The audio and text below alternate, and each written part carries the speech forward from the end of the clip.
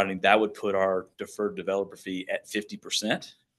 And at this point, if we are underwriting at 50% deferred developer fee and pushing rents to the max, getting the housing choice vouchers, if something comes up between now and closing, like the construction estimates that we got were off, or the geotech report has more rock or bad soils, it doesn't give us anywhere else to go to help fill a potential gap. So I caution underwriting this project and actually other projects pushing everybody's developer fee to 50% because it doesn't give us any more of that contingency to help fill the gap should something come up. So that's my really only comment, but I happy to answer any questions about that or our past experiences. And I just ask that you make that consideration. Hey, can I ask one question? Can you remind me, does your pro forma include the assumption around any project-based vouchers included yes, now? we submitted our application very quickly last week, and I think we're supposed to find out on Thursday, but I think we requested about 45 project-based vouchers. So that's what you've requested? Yes. And what does the pro forma assume? 40. 40. Yeah. So we did income averaging. So we would have 80% units, 60% units, and 30% units. And our hope is that some of the vouchers would help make up the lost rents for the deeper targeting. So to keep the NOI up so we can maximize as much permanent loan proceeds as possible. So you'd put the 40 project-based vouchers on like the lower income tenants. Yeah, so you tenants. Can't like assign the project-based vouchers as you use, but the intent is that I think that it would some of them would come to the 60s. It's just kind of how it flows. Yeah. But I think we would get a good bit would go to the 30% units. Right. Thank you so much. Absolutely. Thank you.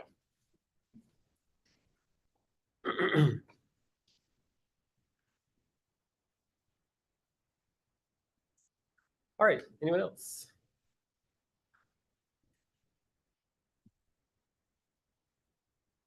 Good afternoon. My name is Dee Williams, and I have two projects that are being considered here. One is for United Community Development of North Carolina. Its proposal is geared towards very low income housing rehab.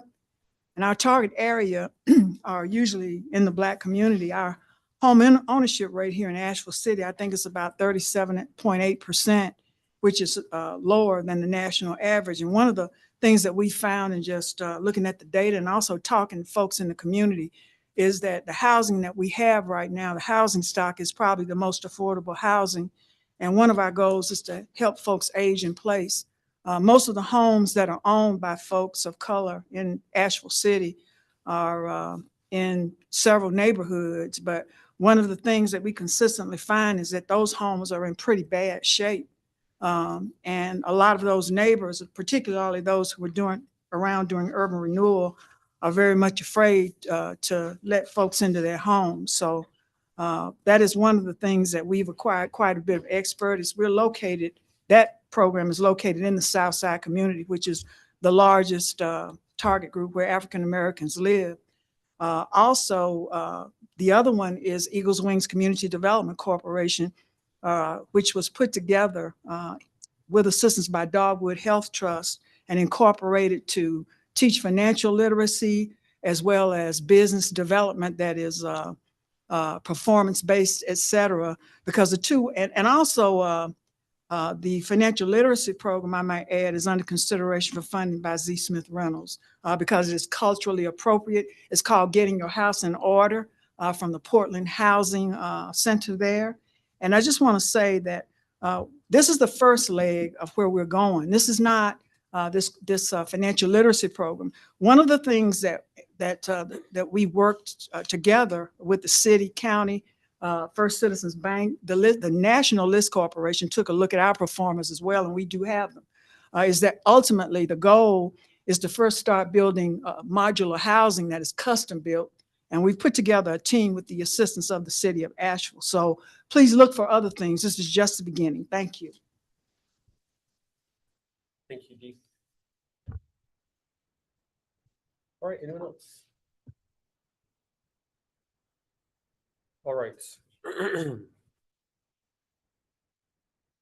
Before we go to the approval of the minutes, I did want to request that when we get to the discussion of the ASHP funding recommendations, that's a continuation of the conversation we had at the last meeting, that we have on the agenda that we could also include discussion about the consideration for the property tax exemption on the Lakeshore Villas project. That's something that there's consensus on. Great. All right. Next item is the minutes of the April 16th meeting. Motion to approve the previous meeting's minutes. So we actually already approved those minutes since this agenda is continuing from the 23rd. We're just continuing, yeah, this is the same meeting. Right, right. Yeah. So it's just the same agenda, Correct. but we still I- support that. So I there's do still- believe we would Perfect. need a So- motion to add the Lakeshore Villas Thank you. item. All right. I'm sorry to interrupt. Was the last meeting a special meeting that was called? Yes. Okay, because under your bylaws, special meetings, this would have had to have been part of the notice for the special meeting. So To have an additional agenda item. to have any, yes, so if that was not part of the notice for the original special meeting, you would not be able to add that at this time. You Okay. have to add it to the next. Okay. All right. Understood. All right. All right. So and we've done the contract updates, or is there anything new on the updates on the contracts? Correct. We've Okay. covered All that right. Well, then we previous pretty much meeting. just have the ASHP funding recommendations follow-up discussion. So I will pause the presentation just long enough to bring up the spreadsheet that you all were considering.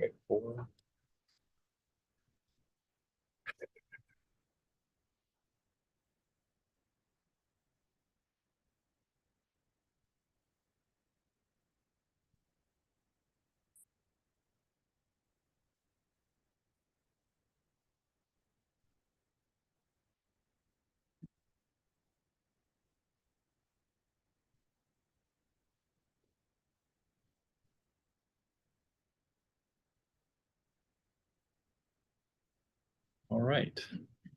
And so just as a reminder, the spreadsheet that you have before you shows all of the applications for grants and loans from the Affordable Housing Service Program.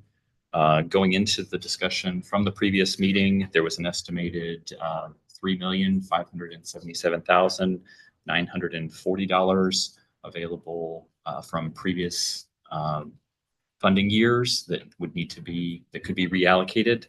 And then there was $36,294,195 available from the bond. That would include projects that are currently applying, and those funds would need to be reallocated to the individual requests. There were a number of initial recommendations made as part of that discussion. So at this time, the balance for the previous AHSP fund would be $383,986, and the bond would have $9,336,945 available. If for some reason allocations out of the Affordable Housing Service Program General Fund were to exceed the available balance, that would need to be included in the FY25 budget. All right, thank you. All right, so yeah, we went through a lot of this at the last meeting. So, but also at the last meeting, the city was deliberating on some of these projects as well. So we have a little bit more information about where the city's coming in on some of the projects. And I've had just a chance to sort of look through some of the projects in greater depth as well in that context. So I've got a couple of suggestions I would like to put forward for consideration.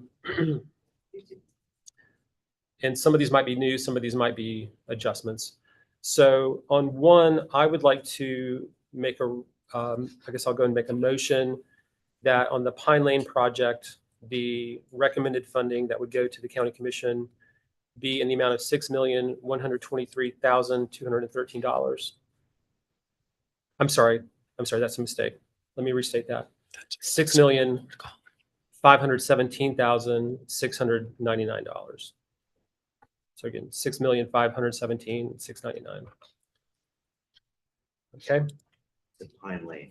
for the Pine. Yes. The Pine Lane 4% Light Tech project.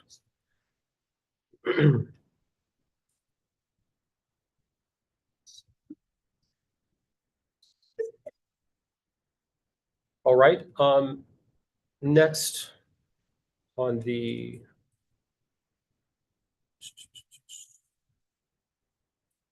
Star Point project, I recommend $1,102,838. Could you repeat that? 1 million? Sure. $1,102,838. 138. Sorry. It's okay. $1,102,838.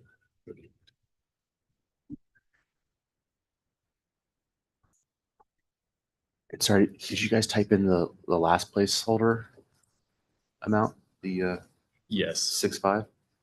Oh, right there. Let me see if I can zoom in a little bit on this. Can't see anything. Okay, here we go. So that would be in the far right. Oh, because it's the, corner. yeah, it's the bond. Okay. So 6,517,699.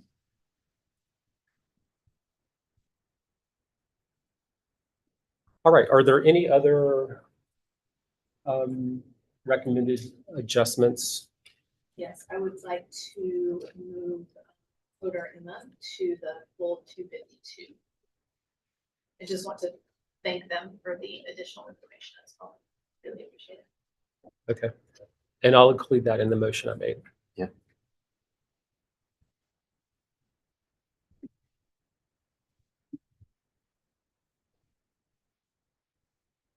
All right, any other changes? I don't have any others. Yeah. All right, if there's no others, we don't need a second to the motion. So all in We just favor? awkwardly say yay or nay. That's right. All in favor, say aye. Aye. Aye. Any opposed? All right. Okay, if there's no other suggestions on the ASHP / bond related funding matters, then I think we've taken that as far as we can for this meeting. These discussions, well, these are all recommendations to the county commission. The county's having a budget retreat on Thursday. So we'll be covering a lot of different issues there, but the housing related issues will be part of that discussion. We can't take up the property tax item at this meeting, but we can take that up when is the next meeting scheduled? That would be June 4th. June 4th. Okay, We can't discuss it. we can't vote on it. Correct, yes, so under section E2 of your bylaws, only those items of business specified in the notice may be transacted at a special meeting. So I believe that a discussion would not constitute a transaction. Okay, well, maybe we can just talk about it for a second. Yeah, so appreciate the additional information on the project. And so I'll just share that I'm supportive of, we've been going through a revision on our overall policy in the past. As we talked about projects that get county funding, we ask that they not apply for the tax exemption status that they would be eligible for under state statutes. Basically change that so that we're going to allow groups to pursue the tax exemption that they qualify for. This project's kind of in limbo. It's a project that we've already committed funding to, but it hasn't achieved a financial closing and it's not under construction, right? So I'm not interested in reopening this matter for like existing operational projects, but I think there's a compelling reason to consider it in this one specific case. So that's my perspective on it at this time. I would agree. It's a project that started under one policy and kind of It's gone on for a couple of years now into a different policy, a different economy, different circumstances. So Okay, so we can't do anything about it at this matter, this meeting, but we can take it up for the next one. So, Move about that for the next agenda. all right, all right, all right. Staff, are there any other items we need to consider at our meeting today? We can share an announcement about some fair housing training opportunities that are coming up at the end of the month or closer to the end of the month, May 22nd. The county, the city of Asheville, Land of Sky, and Legal Aid of North Carolina will be partnering on this to provide 2 sessions on May 22nd. The first session will be targeted towards HUD-funded grantees, landlords, property managers, and then the afternoon session will be available for housing advocates, case managers, and the general public. So some targeted messages and training for those groups just to talk about fair housing and help bring that awareness to the community. So that information is on the website. There is a flyer here with our meeting materials. So happy to share that opportunity with everyone. Great, thank you. All right. Is there a motion to adjourn? All in favor, say aye. aye. Aye, we're adjourned. Thanks, everyone. Thank you.